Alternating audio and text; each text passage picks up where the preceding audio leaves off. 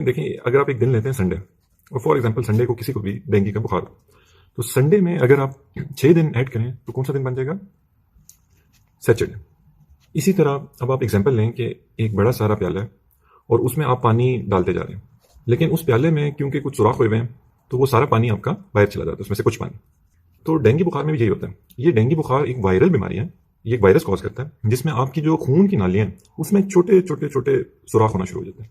जब ये छोटे छोटे सुराख होना शुरू हो जाते हैं आपकी खून की नालियों में, तो इनमें से सबसे पहले जो चीज़ बाहर आना शुरू होती है वो खून का सबसे छोटा हिस्सा होता है। तो वो क्या होता है? प्लेटलेट्स।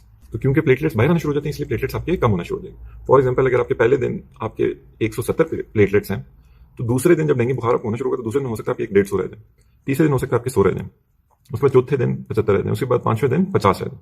लेकिन जब छठा दिन आएगा तो ये आपके प्लेटलेट्स छठे दिन के बाद, डेंगू क्योंकि वायरल डिजीज है तो ये सेल्फ लिमिटिंग है। ये सेल्फ लिमिटिंग मतलब होती है खुद ब खुद ठीक होना शुरू हो जाता है। तो छठे दिन के बाद दोबारा आपके प्लेटलेट्स बढ़ना शुरू हो जाते हैं।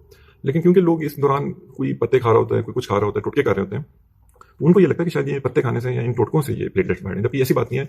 डेंगू के बुखार होने के छठे दिन वो खुद ब खुद बेहतरी की तरफ पेशेंट माइल होना शुरू हो जाता है।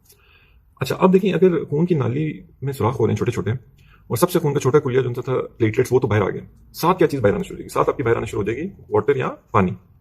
अब लोग क्या करते हैं कि लोग अपना तमाम फोकस रख देते हैं प्लेटलेट्स पे, जबकि असल जो आपका फोकस होना चाहिए वो होना चाहिए वाटर पे, क्योंकि ये सबसे डेंजरस चीज है। देखिए, अगर आपके प्लेटलेट्स खून में कम हो भी जाए ना तो इससे कोई फर्क इस तरह नहीं पड़ रहा होगा कि आपके जिस्म पूरे में कहीं पे भी खून नहीं निकल रहा, तो ये इनकी कमी आपको कोई किसी तरह तंग नहीं करेगी। लेकिन अगर आपका पानी, क्योंकि वो जब बाहर आना शुरू होगा और आप डिहाइड्रेशन में चले जाएंगे, तो अब क्या होगा कि आपके पूरे जिस्म में छोटे छोटे अल्सर्स बनना शुरू हो जाएंगे, और अब क्योंकि अल्सर्स बनेंगे तो तब प्लेटलेट्स कम होने की वजह से बहुत ज्यादा ब्लीडिंग होगी। अब इसके बाद जो अगला चीज जो हमें समझनी चाहिए इसमें, वो ये है कि देखें, अगर एक खून की नाली है और उसमें से प्लेटलेट्स बाहर आ रहे हैं और पानी बाहर आ रहा है, तो इसको हम किस तरह मॉनिटर करेंगे? प्लेटलेट्स का तो आपको पता है कि आप सिंपल उसमें ब्लड सीपी करा लेंगे, लेकिन जो पानी बाहर आ रहा है इसको आप किस तरह मॉनिटर करेंगे? इसमें सबसे पहले आप उसका ब्लड प्रेशर देखते रहेंगे पेशेंट का, कि वो तो नहीं, उसमें तो नहीं फ्लक्चुएशंस आ रही, वो एक स्टेट ऑफ शॉक में तो नहीं जा रहा। फिर आप साइंस ऑफ डिहाइड्रेशन देखेंगे पेशेंट पे, कि पेशेंट किसी तरह साइंस ऑफ डिहाइड्रेशन में तो नहीं जा रहा। इसमें one of the biggest science is urination, कि अगर पेशेंट पेशाब करता रह रहा है तो तब इसका मतलब है कि पेशेंट की बॉडी ठीक है, वो अभी तक उससे डिहाइड्रेट नहीं हुई।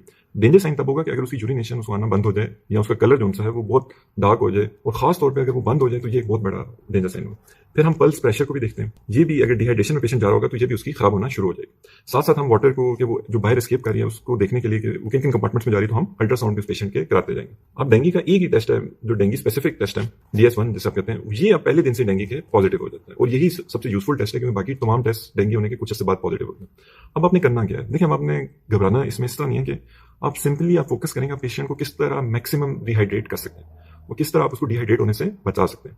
ये आपका सबसे इंपॉर्टेंट पॉइंट है, क्योंकि अगर आप उसको डिहाइड्रेट नहीं होने देंगे तो उसको अल्सर नहीं बनेंगे, अल्सर नहीं बनेंगे तो उसके ब्लीडिंग पॉइंट्स नहीं होना शुरू हो जाएंगे, और अगर उसकी ब्लीडिंग नहीं शुरू हो जाएगी पूरी बॉडी में, तब ये जो प्लेटलेट्स कम हो भी रहे हैं इससे कुछ मसला नहीं होगा। तो ये बिल्कुल बेसिक कॉन्सेप्ट है कि डेंगू क्यों होता है और क्यों। और फिर आप ये भी देखें कि ये छठे दिन आपके डेंगू बुखार खुद ब खुद जब आपको हुआ उसके छठे दिन खुद ब खुद ये बेहतरी की तरफ पेशेंट आपका होना शुरू हो जाएगा। तो इसकी कोई खास ट्रीटमेंट नहीं है, कोई वैक्सीन नहीं है, कोई ऐसी दवाई नहीं है जो डेंगू के खिलाफ काम करे। हमने बस पेशेंट का जो वाटर लेवल है, जो उसकी हाइड्रेशन लेवल है, उसको मॉनिटर करते रहना है कि वो उसका कंप्लीटली ठीक है।